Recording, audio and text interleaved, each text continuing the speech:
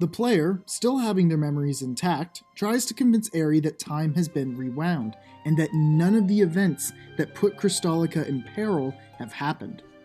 Eri doesn't necessarily believe you, but the things you say seem familiar to her. Either way, she is staying with you, no matter what. While meeting with Seleno and Maya, Dione bursts in needing a favor done. While the three crystal officers are arguing about who's the senior, Eri blurts out that Dione is 300 years old, despite never having met her, apparently. Suspicious, Dione still tasks the duo with delivering a package to her acquaintance in the mountains. Making their way there, the two encounter Jian. Again, Eri recognizes her immediately as a member of the three wise men of the Abyss, but doesn't know why. Jian wishes to try a new kind of magic against the two that changes her form to that of a demon, and battle commences. After being defeated, Jian is given the box, but it is completely empty. Eri is confused, but Jian just says to look for Tsukino Kakura. When told what Jian said, Dione seems to understand, but does not elaborate. Meeting with Curie, she also does not recognize the duo, but asks if they can run to a cake shop in town for her. Accepting the task, they find Steina having trouble with some rude customers. Sakuya also appears and is harassed by them when Eri accidentally reveals that she is the Momoaki, when Sakuya hasn't made a public appearance yet since accepting her position. The duo chase off the goons, and afterwards Eri asks Sakuya if she knows Tsukino Kakura. She claims not to, but her reaction indicates otherwise. Returning to Curie with her cakes, Eri also asks her, and she also denies knowing who Tsukino is. The player wants to check on the Duchy's house by Lake Sumase Masaiya, which Eri says has been abandoned for ages. But upon approaching, Duchy members step out, demanding to know who intrudes. Kikyo is silent but seems injured. Before the duo can fully explain themselves, the Black Knights appear, finally having found the Duchy members. They also turn their swords on the duo, roping them in as rebels of the Crystal Faith. After defeating the Black Knights, one of them mentions Ivy Beth's name before they all retreat. Kamizumi thanks the two for their assistance, and they leave. Eri asks why the player is so interested in one of the knights saying Ivy Beth, then seems confused when they call her the Pope. Before Eri can say who the current Pope is, however, Alternus catches up to them. He says that Kikyo got injured in a previous encounter with those knights, and that the two should look for the old man in gears. Seleno wants the duo to go clear out people who are illegally occupying a ruined chapel, which is still Orthodoxy property. Arriving there, the two are shocked to discover Roanne taking care of the secret killers and even more orphan children. Before they can persuade them to leave, the Blanca Corps shows up on Maya's orders to clear the premises with force. The duo fight them off and tell them that their missions have been overlapped, and if they don't like it, to go tell Maya what happened. After the Blanca Corps leaves, Eri explains that the chapel has been slated for demolition, so they will have to leave either way. Roanne understands and thanks the two for giving her time to leave.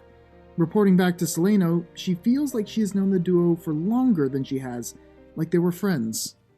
Lilia also does not know the duo, but has a request for them. She calls on Calmer, an old man in gears, to come out, and explains that since she has a knack for mechanisms and tinkering, she hired Calmer to help her out. Recently, his new pet catching device was broken, and Lilia wants them to find out who did it. Going into the mountains, they come across Lucia freeing a panther from a trap and managing to tame the beast. After battling her, Lucia explains that the traps are harmful to all the creatures of the mountain. Returning to Lilia and informing her about the traps, she fires Calmer and tells him to dismantle all the traps in the mountains before leaving Petrania, while bringing Lucia into the temple based on her love for all life.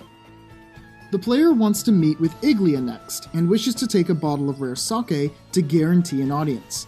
Eri says that a particular sake she likes is made on the other side of the mountains, but since the bridge is broken, they will have to take a path through the valley of Chihiro. On their way through, they see Meliade being attacked by a Gigas Lich. When they come to rescue her, she refuses to let them kill it, and instead commands the Lich to attack them. After beating her, she explains that she too is a demon tamer, and when Eri mentions Lucia, Meliade explains that she was looking for her. Eri tells her that Lucia is at the Temple of Earth, and Meliade has the Gigaslich make a new bridge with a giant rock. Iglia is very happy being gifted her favorite sake, but unfortunately she doesn't remember you either. However, she does have a task for the duo, to find a perfect snack to go with the sake, a king mega shark's fin. She says that they can be found on the Ignis coast. Fishermen try to prompt Eri away, saying it's too dangerous, but the duo successfully slay the king mega shark and secure the fin. On the way back to Iglia, however, the player stops by a graveyard, recognizing the names on the graves as members of the Snake Messengers, a group that fought the Orthodoxy in the past and is not included in the archive. The player then realizes that they haven't been sent back in time, which confuses Eri. Asking Iglia about the graveyard yields no new information, as she knows nothing about it. She also doesn't know the term Snake Messenger. Arriving at the Temple of Wind, Borea welcomes the duo, but though she is more kind and receptive than the other Vestals, she still does not recognize the two. The player tries to recite their adventures with the Vestals, battling the Duke of Geleg, the Snake Messengers, again, these two stories missing from the archive, the Crystal Guards, and the Ball, but Borea plays it off as the player having quite the imagination. She then asks that they make a delivery to the mountains for her. Once again, the two arrive at Flora's home, who is, again, on the brink of death from starvation. The package was food, which the player already told Eri. Reviving the poor mage, she suddenly brings up how she has just run out of food from their last visit to claim the Borea document. When the player realizes that Flora's memory has not been affected, she suggests that the magic pattern on her skin protected her somehow. The pattern was granted by her master, who learned it from a witch of the moon ages ago. She recalls the flash of light and believes that the Pope reset the world to a state where no one knew of its existence. Before they can discuss further, however, Flora opens a letter included with the package telling her not to speak. Returning to Borea, she slowly hints at knowing what's going on, and will tell you where Edea is. She says to go to the Grand Temple, and that there, the duo will learn the meaning of Tsukino Kakura. Sneaking into the Grand Temple, the duo finds Sakuya hiding in a box to avoid Alcon's training regiment. Eri demands to know what Tsukino Kakura is, but Sakuya wants something in return first, one of the Pope's sweets, since they are the only one allowed to eat them. Sneaking into the Pope's room, the duo encounter the Royal Guard Pretty Cakes, who also seem to be trying to sneak some treats. The two sides clash, and afterwards, the Pope enters. Pope Edea. She allows everyone to take a sweet each, since she can never eat them all. She also does not recognize the player when they ask. Sakuya is delighted by the treat, and then finally gives the answer they were seeking. Tsukino Kakura is the name of a leftover technology that came from the highly advanced Moon civilization. If researched, it could advance Crystallica's technology by hundreds of years, but it was suddenly banned and made secret. Maya sends the duo to a village where there's been reports of bandit attacks. When they arrive, they find the Jackal facing off against two others, Bjorn and Wriggle. The other two summon beasts to fight for them, and Eri takes Jackal's side in the conflict. Afterwards, the villagers explain that both groups were good, that they both cleared out bandits in different areas, and then happened to cross paths and thought the other was bad. Bjorn and Wriggle then explain that they've been traveling around together for ages, and list some of the places they've been to, one of which was a village that had been occupied by descendants of the Moon People. Eri is quick to ask for directions, and then informs them that their comrades are in Petrania currently. After their mission, Maya informs them that it was Pope Edea that asked specifically for the duo to do this mission, but she couldn't understand when they would have met her. Arriving at the Moon People's village, they encounter a young girl named Rondo telling them to leave. After saving her from a demon beast attack, she explains that black soldiers attacked the village a while ago, burning and destroying everything they could. She couldn't answer their question about Tsukino Kakura, but she suggests they go visit someone in the Valley of Asia for answers. Rondo also mentions that there was a scholar named Nickel who visited prior. Approaching the valley, the duo find Willin and Elva of the Forestry Corps there. Upon initially refusing to take them down into the valley, Eri offers the Pope's sweets to Willin, who happily accepts and decides to lead them down, which makes Elva follow after. As they go down, they run into Barris' lair and Shindit, the person they were looking for. Barris supposedly protected Shindit from the beasts in the valley, but is now exhausted from fighting them. Suddenly, a nearly endless barrage of chompers attack. The group is unable to stop them all, but Willing uses her magic to make the trees release the odor of a nut chompers like to eat, and they all run off. Shindit does not wish to give the answer about Tsukino Kakura, but she tells the group to go to the limestone cave in Yumigiwa, where her companion will answer the question. She also states that the Moon People had no faith in the former people of Luxendark, but there are some who are willing to take a chance on them now. Going into the cave with Sakuya, who was the one to send Nickel for research purposes originally, they come across Hisame guarding the way. Nickel was already beaten and injured, and Hisame tells them if they forget everything and leave, she will spare their lives. A battle ensues, and Hisame is defeated. Eri tells her that Shindit sent them, and this changes Hisame's behavior immediately. After attending to Nickel's wounds, he explains that most of the ruins were so destroyed from the catastrophe that almost nothing remained, but he managed to piece together a few things. The ruins were a temple for the Shrine Maiden of the Moon People's descendants, and it is located on the Misty Mountain. He tells them to go on ahead without him, since he's too injured to move. Reaching the temple on the Misty Mountain, shrouded in fog, the duo encounters Sashe, and soon after, her sister Hisame joins her. They explain that long ago this mountain was where the Moon People first landed, and that they are the descendant guardians called the Mystic Gazers. To fight off enemies from beyond the Starfrost, they came down to Luxendark to borrow the power of its people. Borrowing something from the ground, they successfully repelled the foe, but the people of Luxendark did not wish to give up the power they had been granted by the Moon People, and began fighting amongst each other. The Moon People grew fearful of Luxendark's residents, so they gathered up the weapons, sealed them away, and returned to the moon, leaving a few behind to guard the weapons. Sashe and Hisame then say that none can know this truth, and that if the duo survive their battle, they will have earned the right to live. They fight, and the duo win. Sashe states that at least the duo being this powerful means they won't have any reason to seek the power of the Moon People, before saying that they hate the power of the Pope, which defies all reason in this world. Before Eri can get them to explain, the fog overwhelms them, and the pair of sisters are gone. Meanwhile, Boria is alerted that the player and Eri have succeeded in the Moon People's trials, and have learned of Tsukino Kakura. She then sends Luluga off to do her next part, and then speaks of Iglia making the next move.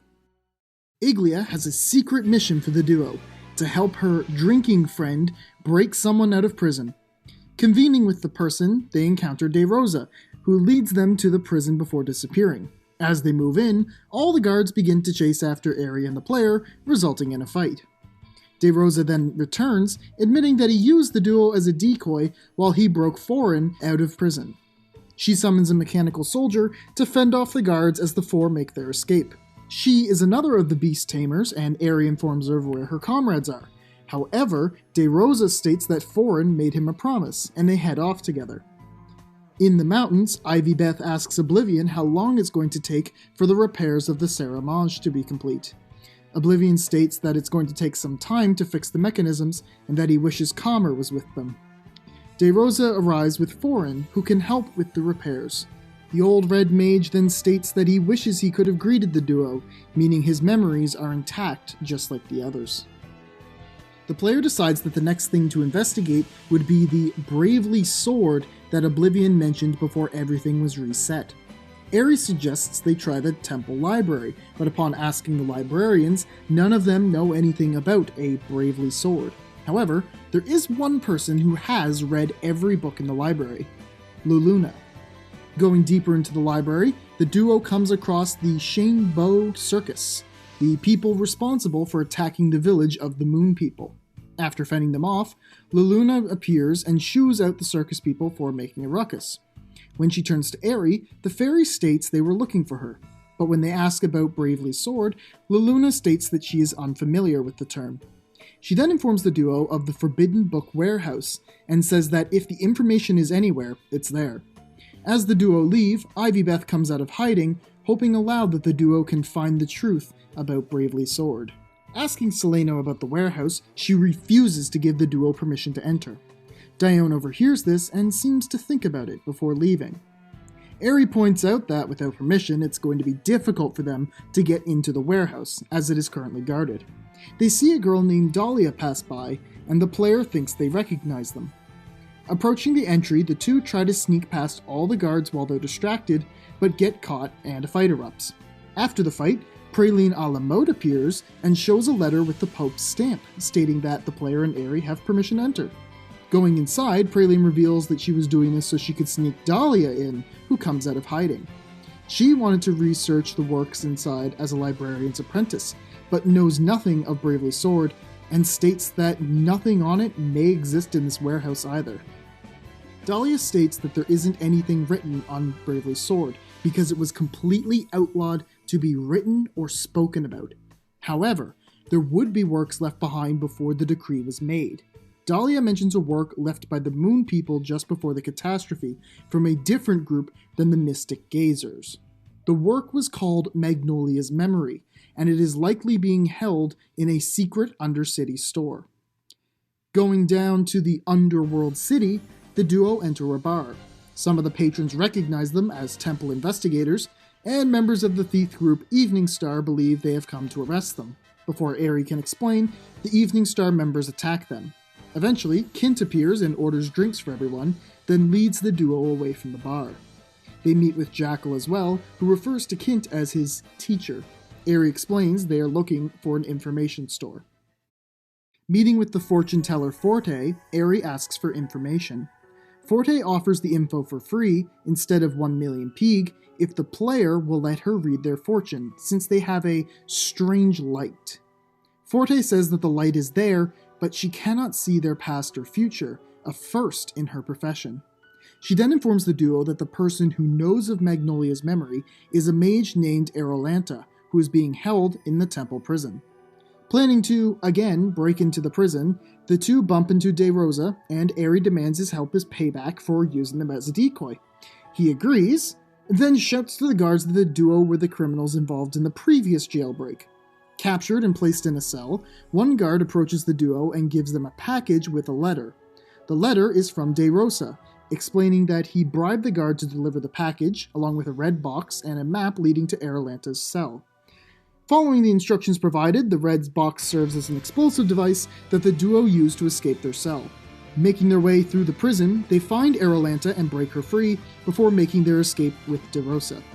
Once safe, Aerolanta reveals that she had been investigating the technology of the Moon People and had come across Magnolia's memory.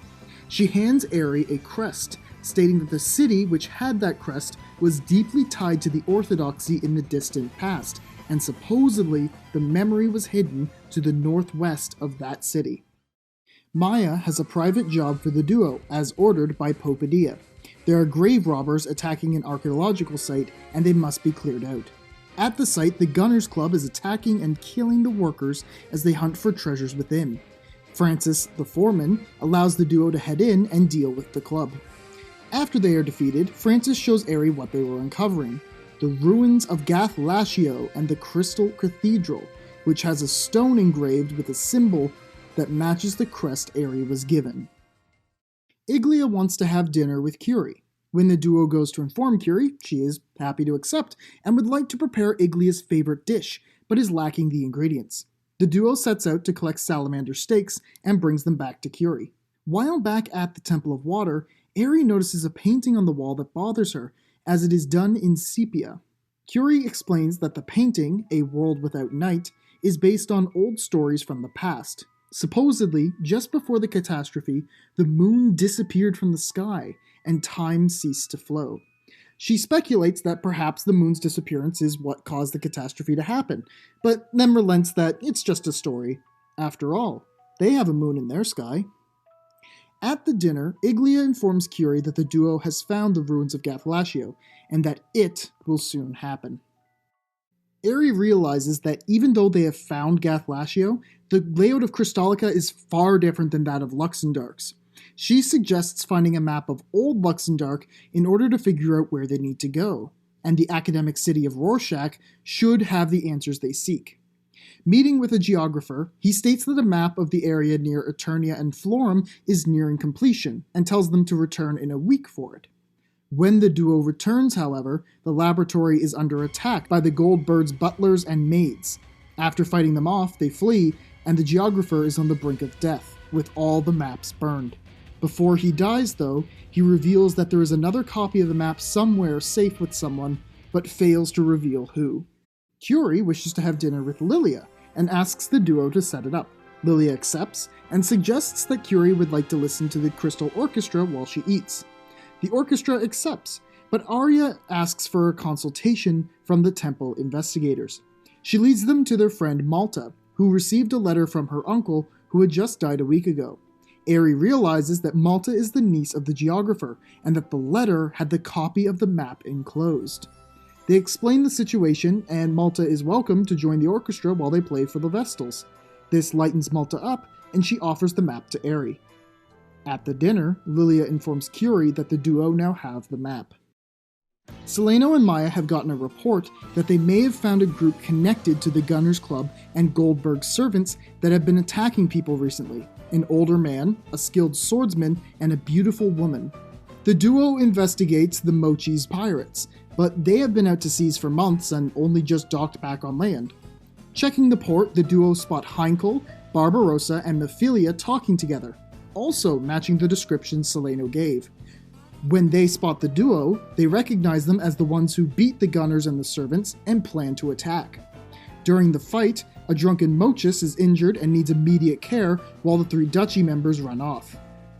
Pope Edea meets with the duo afterwards and is surprised to hear who the masterminds were, but believes there may be someone more sinister behind them. Using the map, Aerie tracks down the location where Magnolia's memory seems to be to a floating island. Upon reaching the island, the two are attacked by Ominous Crow and Artemia Venus, who want to eliminate them on Mephilia's orders. Fighting them off, the two look around for a bit, but then Dahlia appears and informs them that the memory is not here.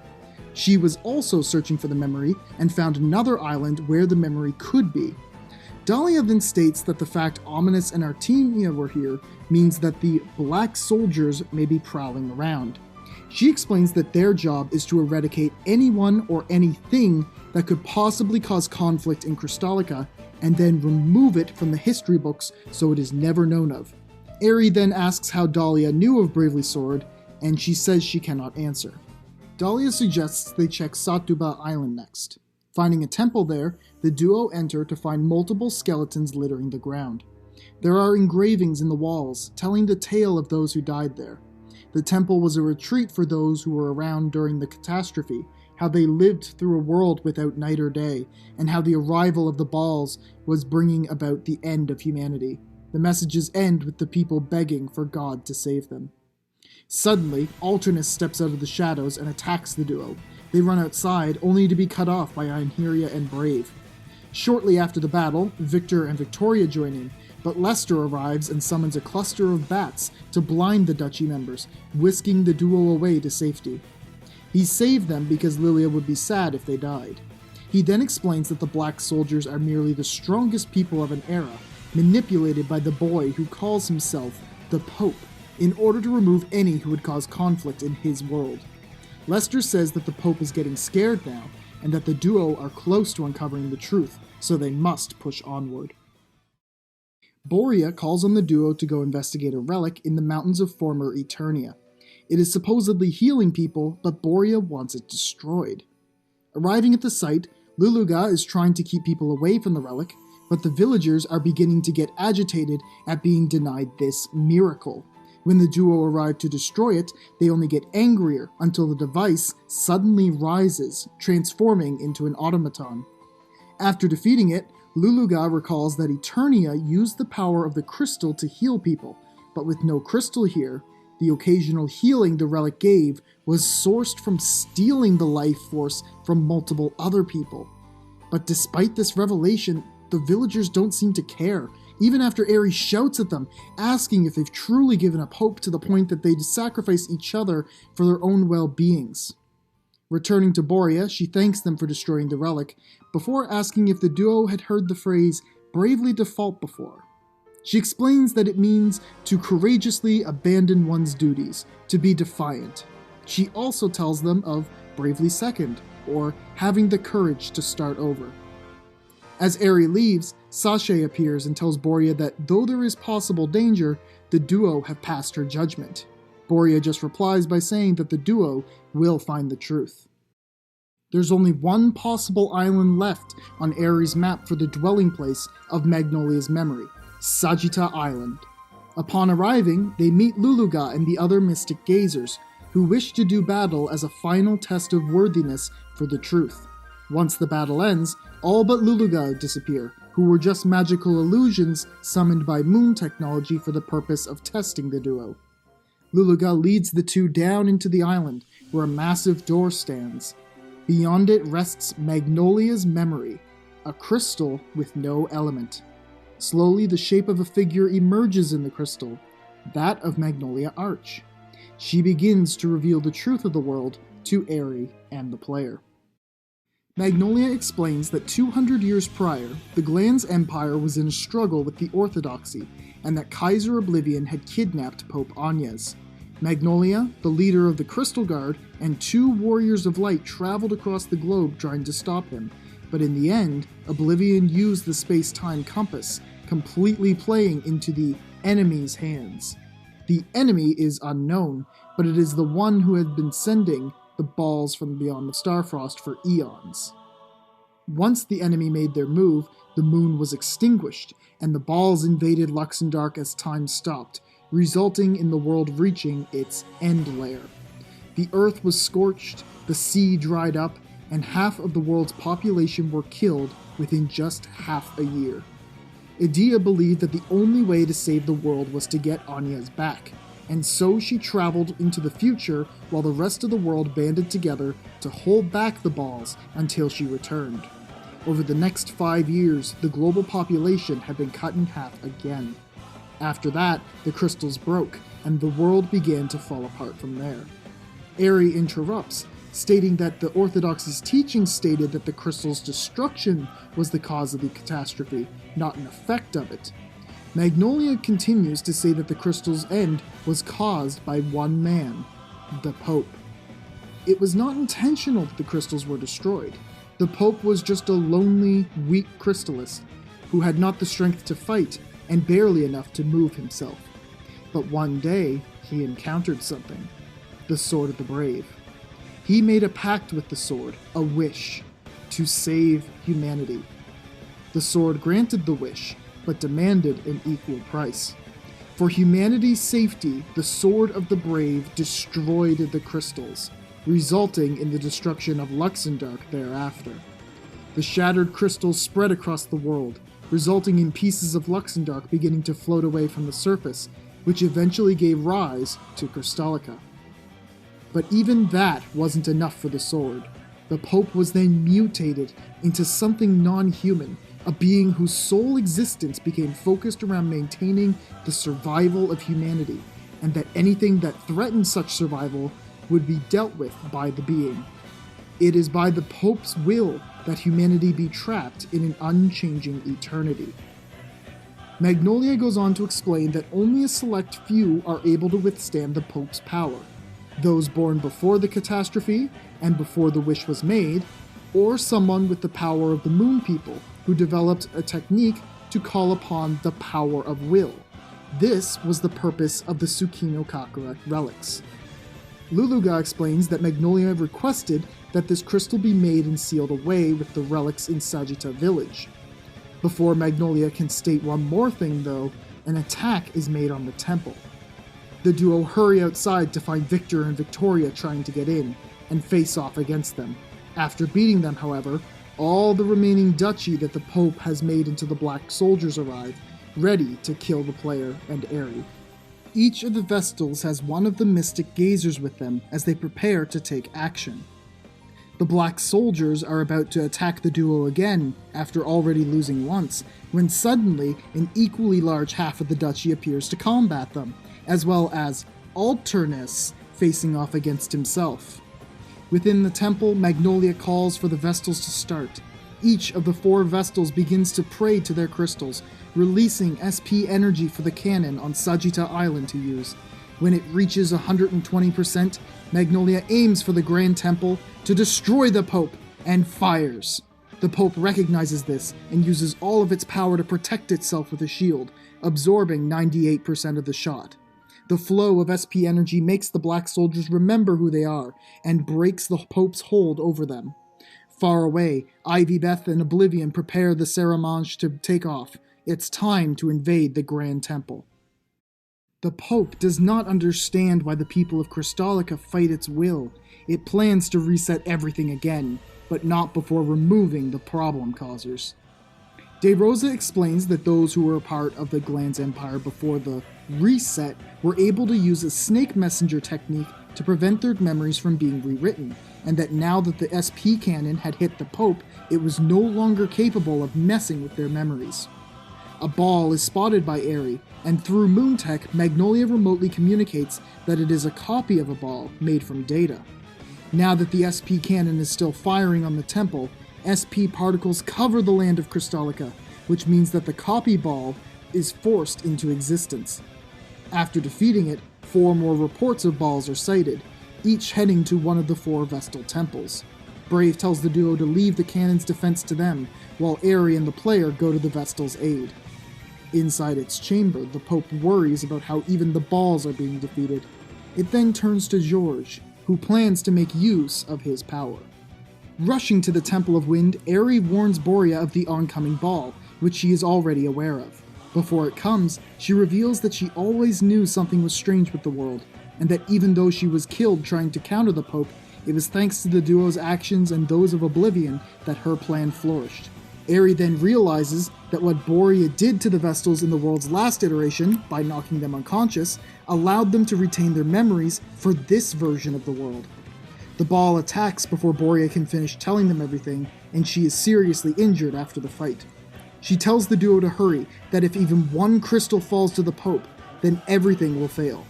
Barris and Holly arrive to back the temple up as the duo hurry along. As Melope rushes to the Vestal's aid, Borea states that she still has something she needs to do. Arriving at the Temple of Water, Curie admits a secret to the duo. She did not develop the crystal synthesis method on her own. She could not figure it out herself, but one day, a piece of new crystal, likely taken from Sagitta Island, was delivered to her from the Pope via the Archbishop. She had always felt guilty over becoming a Vestal through false accomplishments, compared to someone as proud as Iglia. The ball attacks and is defeated, but before leaving for the next temple, Aerie tells Curie that being able to admit her faults and accept her weaknesses makes her a good Vestal. Einheria asserts this as well, arriving with Mephilia and Barbarossa, and Curie accepts their words, willing now to carry her weakness on her back and work towards the future. Artemia and Ominous are already defending the Temple of Fire when the duo arrive. Iglia reveals to the duo that she was actually the failed attempt at recreating Frank George's daughter through summoning. That's why she felt so strange when seeing him before. She never felt wanted, and the fact that she was a clone made her all the more frustrated. Aerie replies that it doesn't matter whether she was the real thing or not, that she still loves Iglia for who she is. Encouraged by Aerie's words, Iglia helps stand up against the ball, and eventually it is cut down. As the duo go to leave, Iglia asks them to give a message to George if they meet him, to thank him for giving her life. Arriving at the Temple of Earth, the duo find the place being overrun by demon beasts. Just as Verda announces that a section of the wall has fallen, the beast tamers arrive to help defend the temple. With the outside covered, Aerie and the player rush inside to see Lilia. With her memory restored, she asks how old Aerie thinks she is. When Aerie answers with 10, Lilia reveals that she's actually 200, created as an artificial human back in the Duchy of Eternia before the catastrophe. To keep her under control, Lilia stopped growing after a certain point, and that every 10 years, her memory would be reset. Perpetually kept in the state of a child, being told what to do, what to eat, clinging to her lineage. She was sick of it, and now with her memory being returned from Borea's actions, she planned to take control of her life, to grow up into a beautiful young woman. The DeRosso heir refuses to let the ball do as it wishes, and demands the duo's aid in taking it down. Lilia shows her true strength during the fight, but the ball suddenly rises again to strike her. Before it can, she is rescued by Lester DeRosso, who Lilia knew was her ancestor, always watching over her. Victor and Victoria arrive to help hold off the demon beasts as well. As the duo start to make for the Grand Temple, they are picked up by the Saramange with Oblivion, its crew, and the Rei Daoshi. As they approach the temple, 4 great dragons are sent by the Pope to attack them. After they are defeated, Oblivion orders the 5 Wisdom Kings to defend the deck before returning to Eri and the player. Eri asks why Oblivion is fighting so hard for this, and he explains that in the past, his own plans to right past wrongs were manipulated by the Evil One. He states that the Pope's plan involves using Agnes and the space-time compass, but to what end is unclear. He now wants the duo's help in finding Edea, who they will need to end this nightmare. A riot of citizens has formed outside of the Grand Temple, demanding answers for the current events, and Seleno has nothing to offer. As the duo and Oblivion arrive, Edea tumbles out of the temple with Lucifer, one of the Sin Beasts, in tow. She asks for their assistance in taking it down, as it is another of the Pope's creations. Edea's memories were also not affected, since she was from the past. The people begin to grow violent and angry, believing the Orthodoxy lied to them and that the Vestals are behind all this madness. As death threats are thrown through the air, Ivy Beth stands above the crowd and accepts responsibility for the goings-ons, revealing that the Orthodoxy had been deceived. Roanne joins her, confirming Ivy Beth's words. When the people see the Pope and the Archbishop finally agreeing on something together, they are swayed and cheer for them to stop the corruption. Roanne then apologizes to Ivy Beth, saying that she always hated how the Pope would act so tall and never let her be on the same level. Ivy Beth laughs and forgives her, then says she loves Roanne's awkwardness and how cute she is now that she's standing up. Roanne blushes embarrassed. Roanne reveals that she once tried to kill Edea in the past, but incurred the Pope's wrath and was killed. She goes on to say that she had been killed and resummoned by the Pope numerous times, and that she is sorry for using the power of the Pope to try to dictate Crystallica's future. Ivy Beth tells her it's alright, and that she can't change the past now. Moving into the temple, the group encounters Hakusan, Bald 6th, Snowcap, with a special space-time enforced shield, making it immune to any damage. Oblivion exclaims that the power of will must be used, but neither he or Edea know how to call upon it. Just then, Praline a la mode appears, and using her performer asterisk, with the support of her fans, her music is imbued with SP power that shatters the barrier. Now, with Hakusan being vulnerable, the heroes take their chance and slay the beast. Oblivion explains to Edea afterwards that the Marshal and Kaiser asterisks have power beyond their normal capabilities, to call upon the power of the people's will without technology or crystals.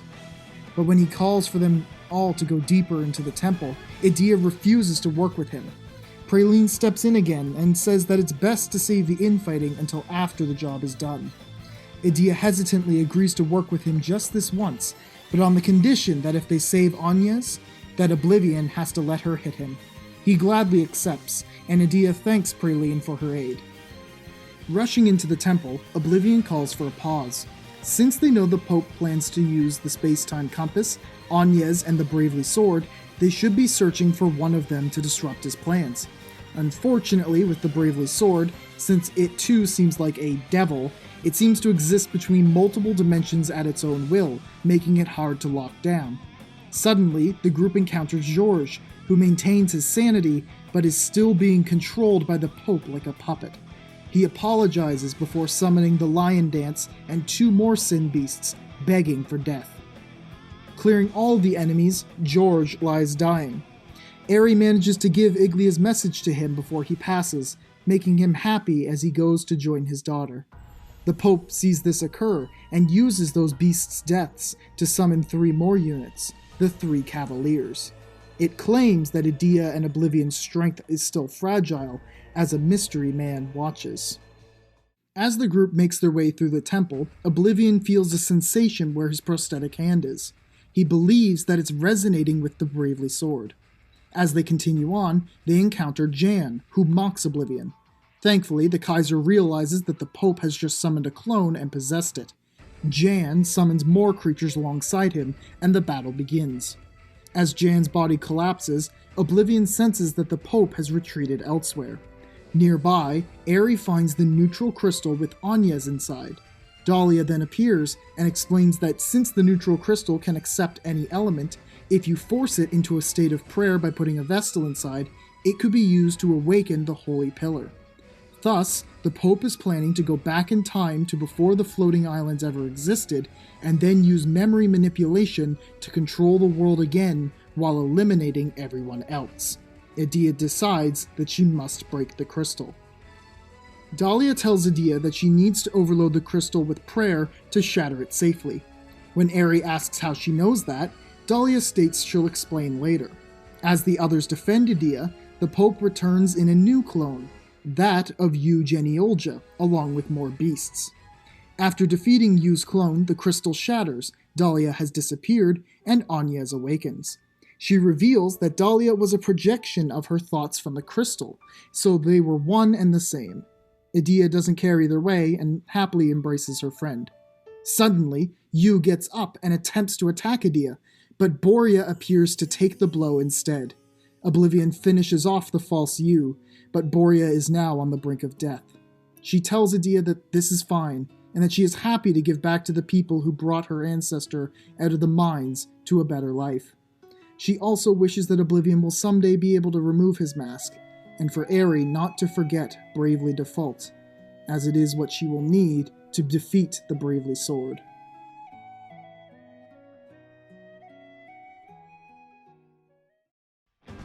The group's next objective is to collect the space-time compass. As they search around, Edea teases Anyez over wanting to see Tiz, but Anyez asks in response about the one she wants to see. Before Edea can respond, she is shocked to see Ringabel standing before them. Ringabel tries to coerce Edea to come with him, claiming that the others will hurt her, like Oblivion and liar Eri did before. Though Oblivion senses that he is a fake, Edea is too overwhelmed to listen. Ringabel decides that he has to kill the group to get Edea to listen. After the party strikes him down, Alternus appears to finish him off, and finally gets through to Edea that it was a fake, that the real Ringabel will always be there to protect her. She then sees through the crack in his helmet, and realizes who he is, before he takes off again. Sensing one more presence, Oblivion rushes to the next room to find Nikolai taking off with the compass. Cornering Nikolai in the final chapel, a place only the Pope itself is allowed to enter, the party demands that it hands over the compass.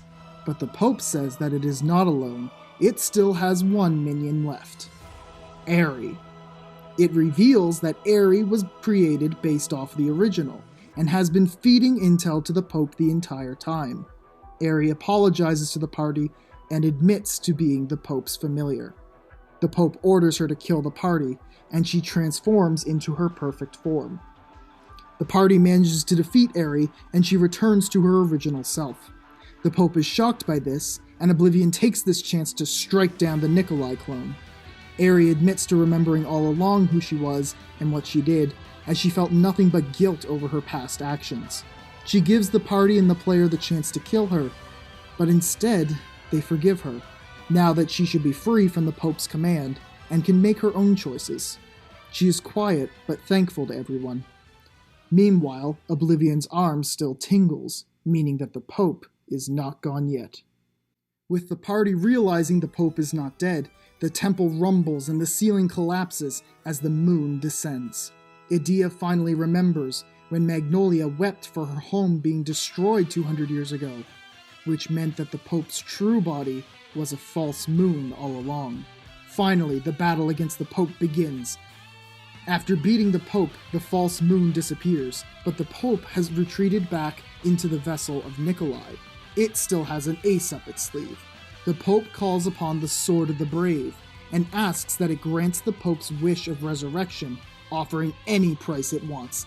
Edea says, "Fuck, stop the Pope." But surprisingly, the sword does not fulfill the wish. As a being who has already given up everything, even its own humanity, the Pope has nothing left to offer the sword, and so it cannot make the exchange. As such, the Pope realizes it will die, but claims that all that is left for humanity is a future of despair. Eri accepts that, and states that they will push onwards, to build the better future for themselves. The Pope realizes that this was the first thing it lost, the will to push onwards, and then passes from the world. Oblivion searches for the space-time compass amidst the rubble of the temple, but finds it has been destroyed, and since it was made by someone of the celestial realm, it cannot be repaired. Anya says that may be alright, since even if they could return to the past, it doesn't mean events would change. The Sword of the Brave then speaks up, and announces that there is another matter that must be addressed. With the death of the Pope, its wish also comes to an end, meaning that the destruction of the world will become imminent, and Crystallica will fall. With the false moon gone as well, time has frozen again, and the balls will soon return. Suddenly, Eri has an idea, and asks the sword to see if her idea is possible, to rewind time to the point of divergence, where the timeline split into this future of despair, and if it is possible, to create new options to avoid this future. The sword confirms that this is possible, but that the wish is too big for Eri to make. She has not enough to offer for such a wish. However, there is one person there who can: the player. In order for the sword to confirm that the player is outside the rules of the world, it demands that they battle those of this world that have mastered its principles: the Pope Ivy Beth, the Archbishop Roanne, and all 4 of the Vestals. The other 5 are teleported to the Grand Temple, and each accept their part in the trial, with Oblivion and Anya standing by as witnesses. After a hard-fought battle, the player is victorious. The sword then reveals the player as being an entity of the celestial realm, the very one who once inhabited the body of the Shepherd of Norende, which explains their immense strength. Edea also states that, although she couldn't place it, that you reminded her of Tiz. The sword is willing to accept the wish, and thus it demands its price: separation from this world. This means the player would no longer be able to interfere in the world, but as sad as that is for everyone, each person there accepts the cost, realizing that true salvation also requires the desire to be saved, not some self-imposed nature on the world. Anya's finishes by saying that all they can do is pray their thoughts will reach the player. They're praying Brage. Eri remains silent as the wish is granted, and the world is returned to its divergence point, to the beginning of Bravely Second.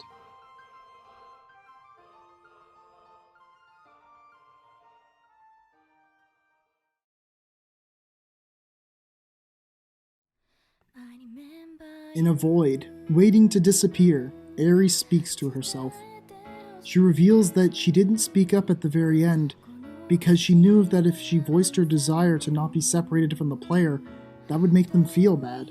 She knows that everyone is likely leading a better life now, but she knows that she will fade away into nothing, because she is a being of despair that has no place in the new timeline of hope.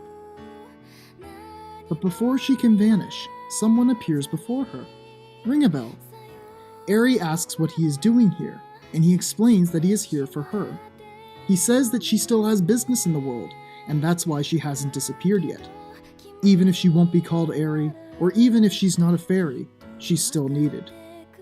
Ring-a-bell shows her something, and Eri is surprised by what she sees: the player. Ring-a-bell says she's the only partner for them, but Eri doesn't understand, since the player was supposed to be separated from their world. He reminds her that the future is different now, a future where the player didn't make that choice and can still interact with their world. Now, are you ready to go? Ring-a-bell asks her. Laughing, the fairy accepts, ready to see her partner again. I'll hang out with you a little longer.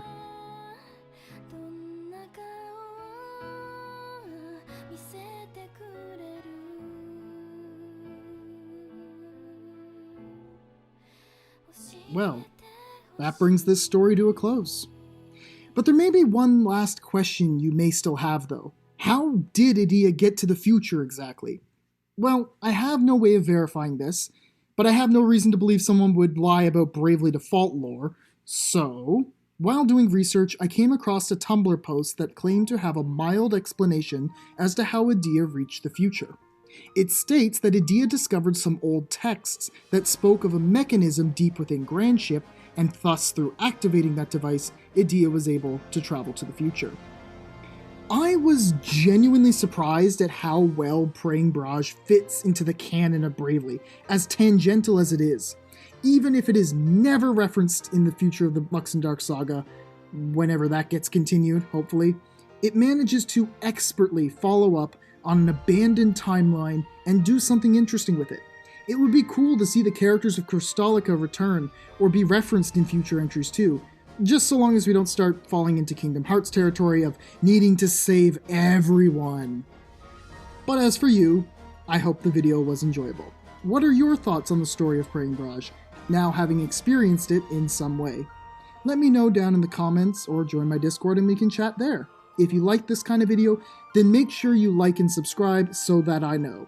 This video was a lot of work to put together, but I do like making these longer plot analysis videos, so showing your support will let me know to make more stuff like this.